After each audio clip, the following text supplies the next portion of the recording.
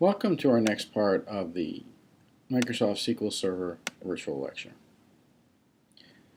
Right now we're going to focus on some of the physical characteristics of SQL Server, specifically some of the file storage components.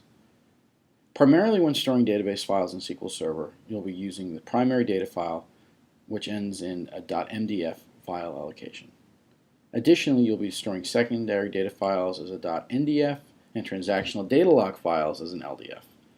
This allows you to create file groups with logical collections of data in the overall and provide a roadmap in terms of storing data and indexing data. When talking to SQL Server DBAs, typically you'll get into a larger scale discussion around monitoring disk usage.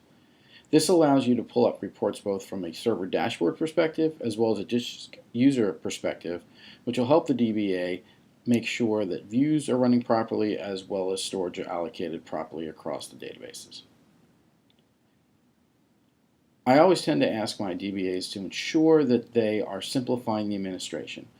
Designing proper database storage allows you to really look at how the database is going to be used. It allows you to monitor and analyze the workload, and it allows you to separate both the data files and the transactional log files. This is an example of what a screen usage disk usage report would look like.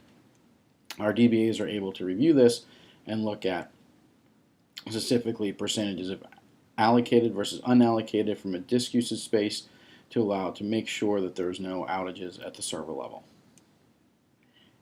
If there is a larger allocation that needs to be copied or modified, the DBA will use the Copy Database Wizard, which will allow you to both attach and detach databases while copying the data as well as the log files.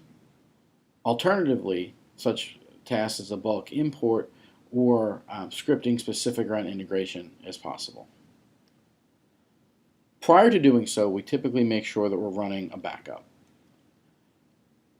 Weekly backups are full weekly backups are performed on a weekly basis. Additionally, you'll see differential backups that are performed during the week to essentially record information that was recorded since the previous backup. Alternatively, a transactional data log backup will track and log each individual transaction as they are occurring. When recovering a backup, essentially the first step would be to essentially reload the latest full backup and then run the backup queries that add the differential backup items for changes that occurred prior to the previous backup. Our DBAs essentially look at doing this in terms of doing cleanup on the overall maintenance, as well as making sure that the backups are running robustly, cleanly, and ensuring for database integrity. This becomes even more relevant when related to how you're going to ensure reliability. Are you going to mirror your database? Are you going to do a load balancing, clustering of your databases to ensure that there are no hardware issues that can cause your overall database to fail? Having a full failover plan for your databases will help ensure system connectivity stays up and you're able to meet your service level agreements. My security engineer typically asks me about the different levels that SQL Server has from a security perspective. SQL Server layers their security from both a Windows level security based off of the Windows operating system, a SQL Server level security related to the overall application, and then a database security which tends to be set up both from a schema perspective as well as a database object perspective. And this allows us to look at what we are securing, what are technically securables, and what our permissions are related to those. From a best practice perspective, you need to make sure that you are looking at security as part of your standard process. You need to implement layered security to ensure that the regulated and required services are being secured, as well as to regularly review security settings. As I'm looking at managing logins typically are done within the Windows authentication policy.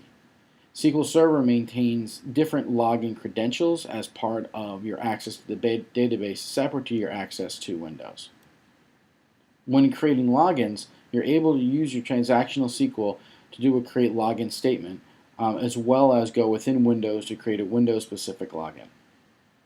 A number of these items can be done within the SQL Server Management Studio, which contains auditing from both a login and management perspective.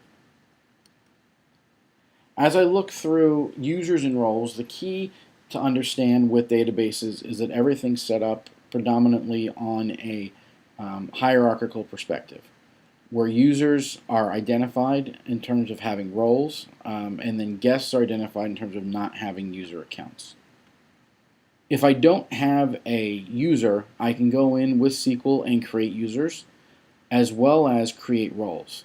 And this is predominantly done through the Management Studio.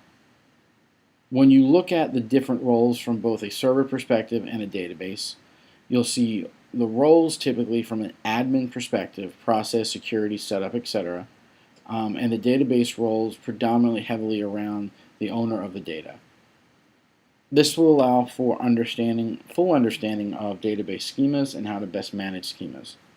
Additionally, it gives you a high-level overview of what you need to do when you're looking at database encryption, as well as how to prevent SQL injection attacks. Next, I want to talk about a little bit around database objects. In previous discussions, we've talked about tables and indexes, but at a deeper level, we have not really truly covered indexes and views. When I'm looking at index considerations, I'm looking at what I can do to increase the performance of my queries. How can I make sure that my queries run better? And what are the different scenarios I have in terms of getting those queries to run better?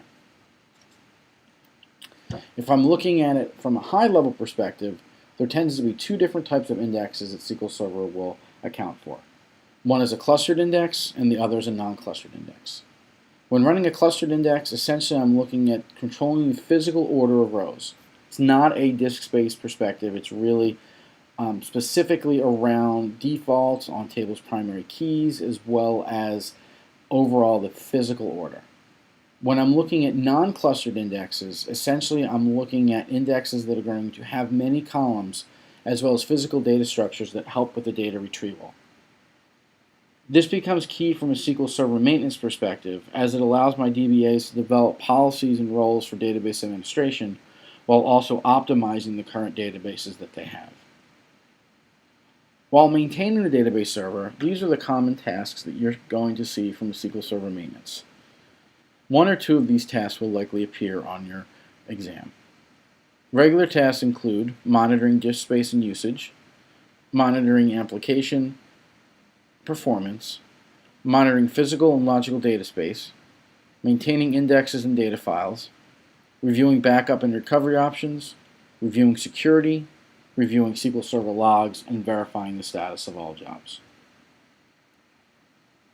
By looking at the server management components, we're really going to be looking at how jobs are run, how alerts are set up, and what different operators are in play.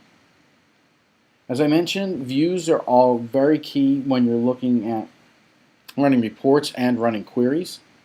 They are set up as logical tables with pre-compiled objects. Essentially, it allows you to select a few columns or rows and put those into a separate view for querying.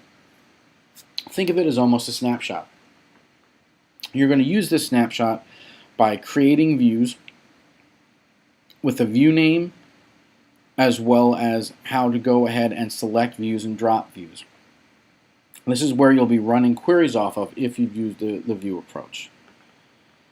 As previously mentioned, indexes help make search and retrieval fast. If we're looking at indexes, a table can have a one clustered index and any number of non-clustered indexes.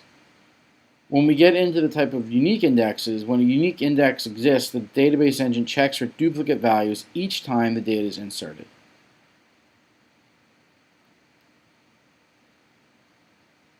Additionally, a key around indexes is to make sure that you're creating the index name on the table name and creating a unique clustered index as well.